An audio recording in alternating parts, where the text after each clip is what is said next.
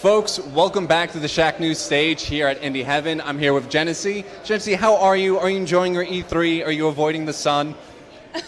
I'm doing great, actually. It's really fun because we're over here next to you guys at Shacknews, so we get to show off Phantom Doctrine and Black Future 88 and Semblance. So we get to see you all day. Yeah, it's excellent. I get to hang out with you most of the time here. Yeah. Yes. So for this block currently that we're on, we're going to be talking a little bit about where the water tastes like wine. Yes. So if you could give me the elevator pitch for the fans at home who aren't truly familiar with the game. So what is Where the Water Tastes Like Wine? Yes. In a nutshell, Where the Water Tastes Like Wine is a story about traveling, storytelling. It's set during the Great Depression era and about American folklore. So a little bit different than maybe your just one-track story. This one has a lot of different stories that are created by tons of different authors, and we have tons of different voice actors. So you're getting other people's perspective on the characters. There's 16 of them during this era. So the idea is get to know these characters, get them to trust you, and they will tell you their stories, and then those stories become part of a greater narrative in the game. They actually come back to you, which is kind of interesting, and they're elevated like tall tales, and they kind of help build the narrative of this world.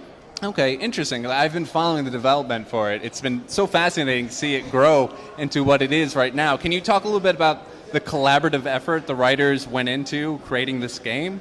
Yeah, Dimbulb Games is the developer for this, and we have Kellen Jett and Serenity Forge who did the art for it. Now, the authors were given kind of a snippet of information to write their called vignettes and short stories, and they gave their perspective on it. A lot of these characters are from people that are outside the mainstream of the era, so you have different cultures and ethnicities and experiences, and all of those come together to kind of create this bigger story. Okay, what was it like creating like a game that encapsulates the Americana of folklore? Like it's such an interesting theme to talk about in gaming. Yeah, well, I can only speak of what I've heard Janneman Norgensen speak, who's the developer. Right, yes. And he's talked about how he's done some traveling on trains and all sorts of different explorations of America. And this inspired him to gather some of these stories, as you might during the era if you were just jumping on trains or kind of just experiencing this as you travel westward. Right. So he took all these experiences and put them together, and they inspired him to decide, we should tell a different tale about folklore and maybe a different idea of what the American dream would be from the perspective of someone during the Great Depression. Okay, that's really fascinating. That's something that we don't really talk about a lot. So it's great to see that it's getting the proper light.